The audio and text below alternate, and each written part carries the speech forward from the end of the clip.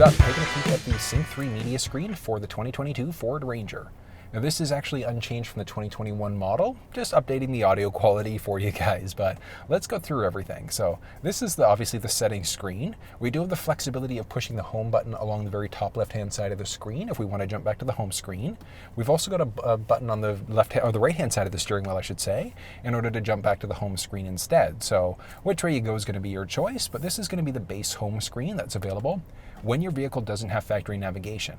So because this one doesn't have navigation, we're missing that button, but that would be available there if yours had nav. Now, navigation is optional because even if yours doesn't have it, we can still connect through either Android or iPhone devices. On Apple side, we can use either Google Maps, Apple Maps, or Waze, versus on the Android side of things, we're strictly looking at using Google Maps as an option there instead. But let's go through. I'll teach you everything you need to know about this screen.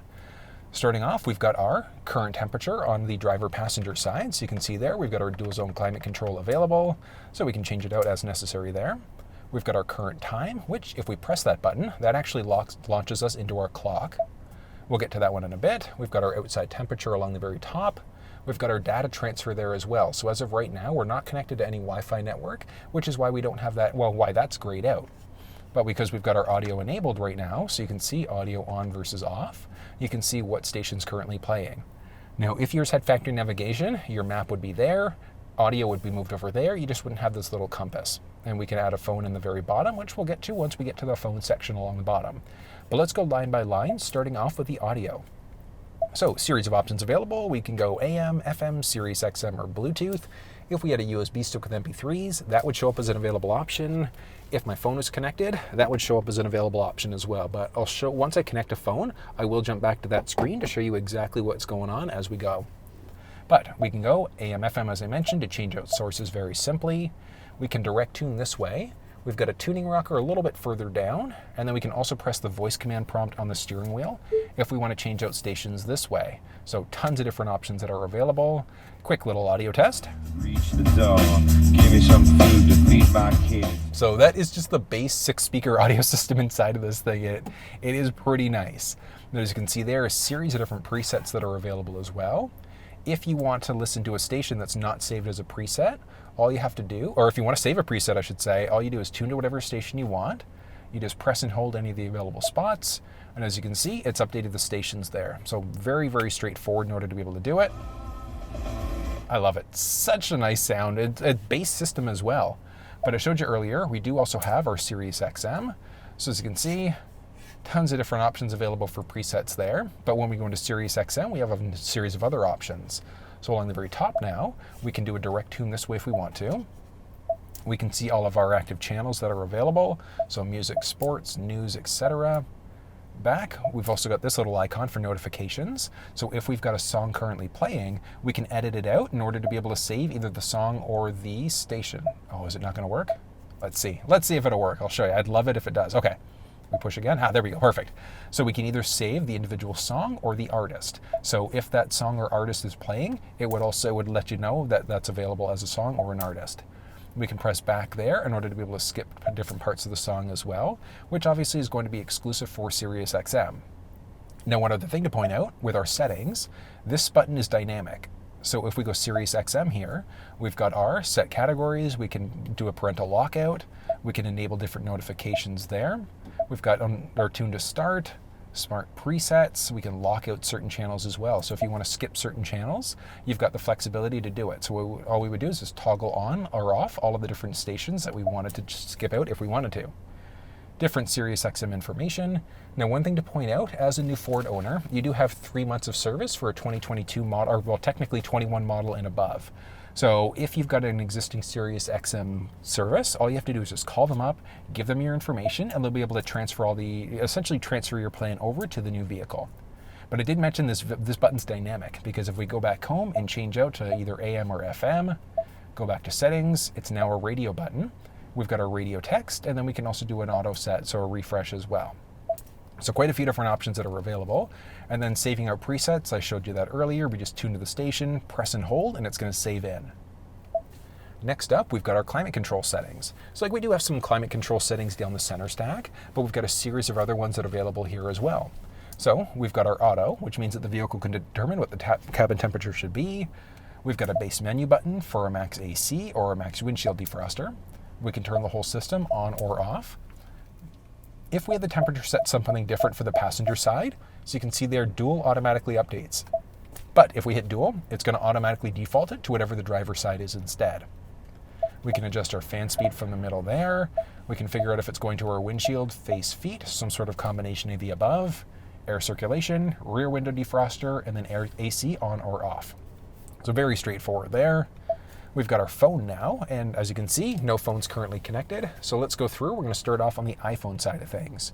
So what we're going to do is make sure we hit add phone. Search for your vehicle on your device and select it once it is found. And we've got our Ford Ranger that popped up. Confirm that the pin displayed on Sync matches the pin displayed on your device. Pins match up, which is perfect.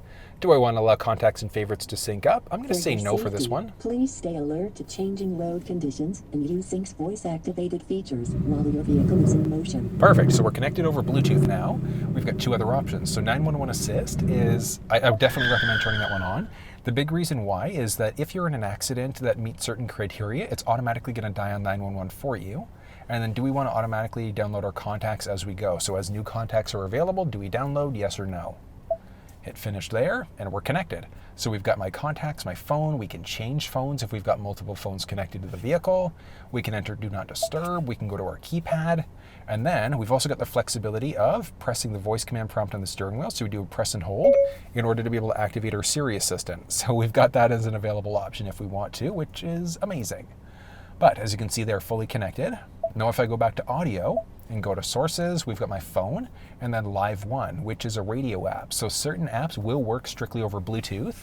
A few apps that I can tell you offhand, YouTube unfortunately won't work directly over Bluetooth audio, or sorry, won't work through Android Auto or Apple CarPlay.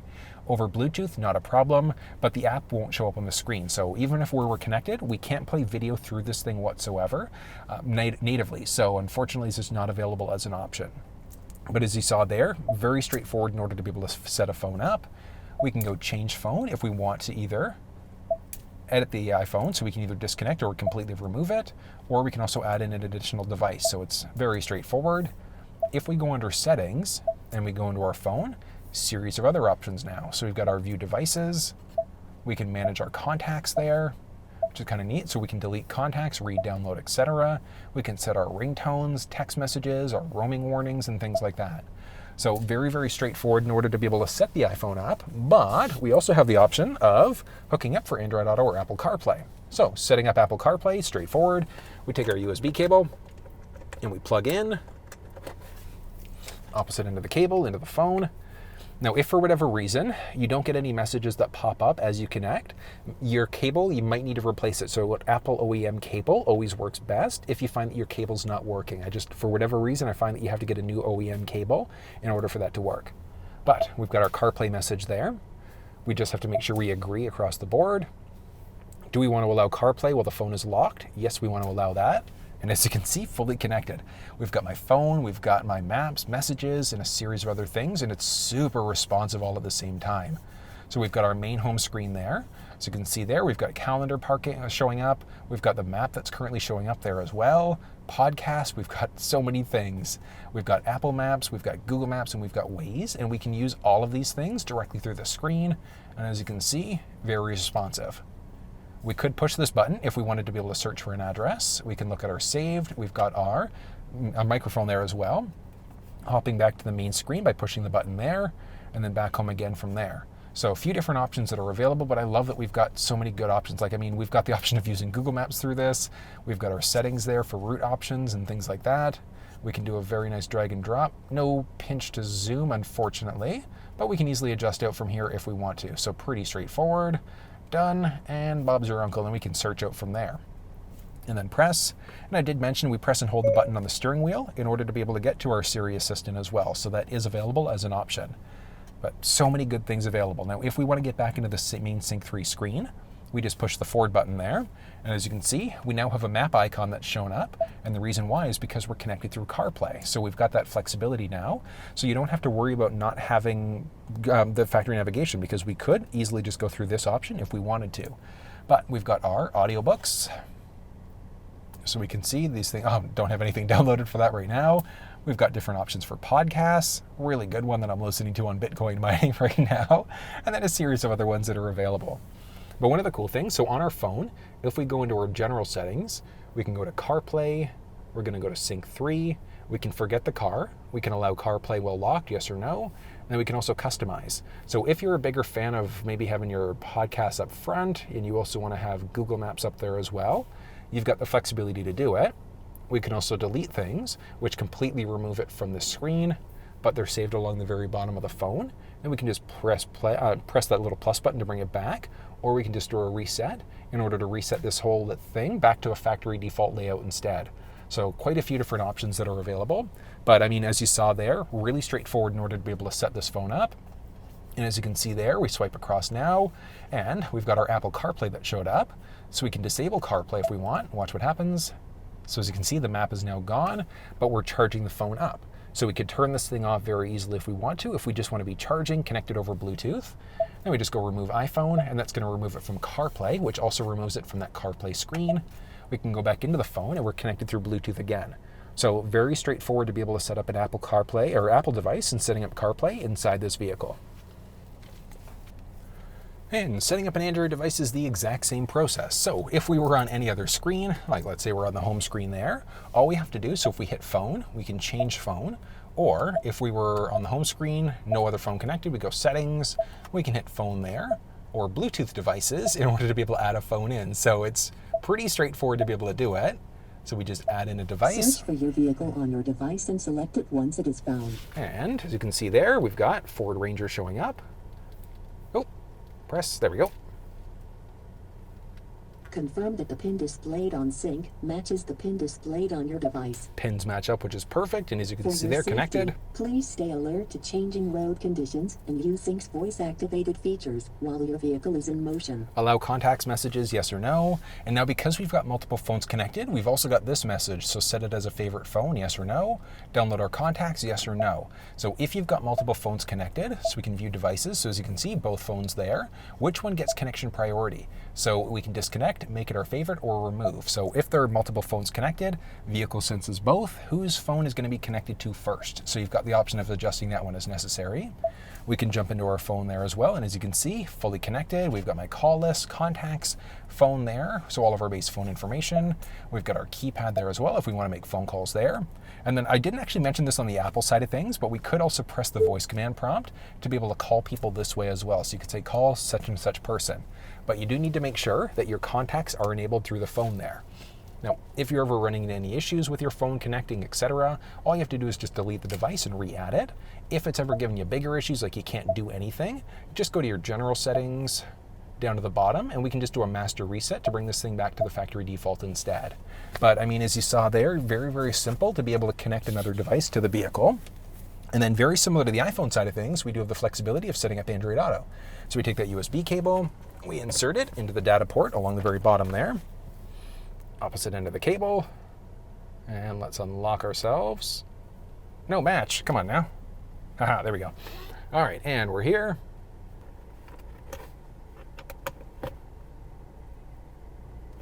There we go. Okay, so that was weird. What I did was I actually switched the data port. So I went from the port on the left-hand side to the port on the right-hand side. And for whatever reason, that seems to have fixed this. So if you ever get the issue where your Android Auto won't connect, try switching at the data port, because apparently that is exactly what it took. But we just hit continue there. We're going to agree. We're going to hit next on the phone. As you can see there, we are fully connected. So along the very bottom, we've got music. We can hop into the map screen there again.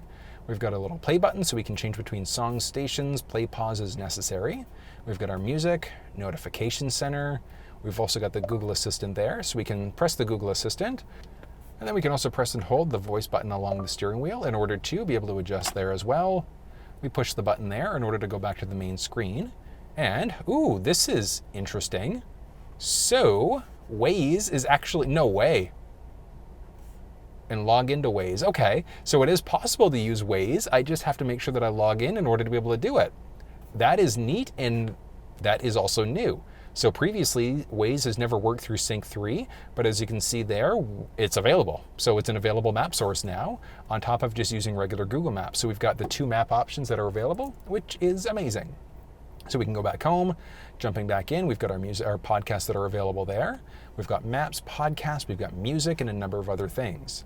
Now we do also have the flexibility of being able to adjust what's showing up on the screen there. So we jump down, we search for Android Auto, we go into our settings, and as you can see there, we've got the currently connected car, previously connected car. We can customize the launcher, but it's not like the Apple side of things. So let's say if we were to just do a drag and drop, it's not going to update it. We actually have to disconnect and then reconnect on both devices in order for it to actually work. So if you want to readjust the launcher, we can do it, but unfortunately we have to restart in order to be able to save the changes. But we can start Android Auto while the phone's locked. We've got Google Assistant.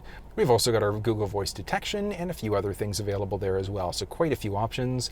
Wireless Android Auto is showing as an available option there, but the Sync3 media screen doesn't support wireless Android Auto, so you just wouldn't be able to use it. But as you see there, a lot of different options. Moving inside, we've got our traffic settings. So traffic settings, route options, and a number of other things. We can search for addresses, GPS coordinates, and things like that. Push this button, and we can also press the forward button there to jump back home. And then very similar to the Apple side, we see that we've also got our maps there. We can hot button press to get back into Android Auto. We can jump out of it again. We can move into our Android Auto preferences, so we can remove the device from the vehicle, or we can temporarily disable Android Auto if we want to. If we remove it though, so we're fully charging still, while Android Auto is no longer connected, but we can do that, and disable as necessary if we want to. But 3, 2, 1, and it's that simple, connecting a phone, Android Auto, Apple CarPlay, and setting a phone up inside of this vehicle. And next up, we've got our app screen there as well. We move into our settings, and we've got a series of different settings that are available. So we've got our sound settings, so we can change out the treble, mid-range, bass. I typically find a little bit down on the treble and a bit up on the bass usually produces really good sound. Really recommend. Oh, of course, there's no audio playing. We'll get back to that one. We've got our bass balance and fade there as well. So if you want to adjust, if you've got multiple people in the vehicle versus just you, you've got the flexibility to do it. Moving back, we've got our speed compensated volume as well as our occupancy mode. Back again, we've got our clock, which we can press the clock there or press the clock there in order to be able to adjust. So we've got our hours, minutes, AM, PM, whatever the case may be. We can reset it based off of our GPS location. We've got our Bluetooth there, so we can either add devices in, we can view devices. If we want to remove a phone, we just hit remove, yes. And it's that simple, doing it in the iPhone that I connected, remove, yes. And it's that simple setting this thing up. So adding, removing devices as necessary. We've also got our Bluetooth and then our phone again to be able to add a phone back in. We've got our radio, which we saw earlier. Mobile apps that are available over USB. General settings, we can change between English, Spanish, French, Celsius, Fahrenheit, kilometers and miles. The beeping that we're getting, if that drives you nuts, you could turn it off if you want to. And then we can do a master reset. So if the vehicle is giving you issues, we just do a master reset to bring it back to our factory defaults instead. From there, we've also got our 911 assist, which you do need to have a phone connected for 911 assist to work properly. Moving across, we've got our Wi-Fi. So as of right now, not connected to a Wi-Fi network. That's why we're grayed out. But I do recommend connecting to a Wi-Fi network at home and turning on automatic updates, because if you're connected at home and there's an automatic update available, it's going to download it and automatically install it. And it takes a bit sometimes, like 3 to 4 hours to download it and fully install it. So just knowing that you can get that done right from the vehicle if you'd like to. We've got our Ford Pass Connect. So the vehicle does have a modem that's built in. We can use that as a wireless hotspot for up to 10 devices. You do need a data-only plan to use it, but it is available there as an option. We can edit out the name, the password, data usage, we can manage devices, or you can also manage your account there as well. So it is nice. We can go through the Ford Pass app in order to be able to purchase the data plan as well.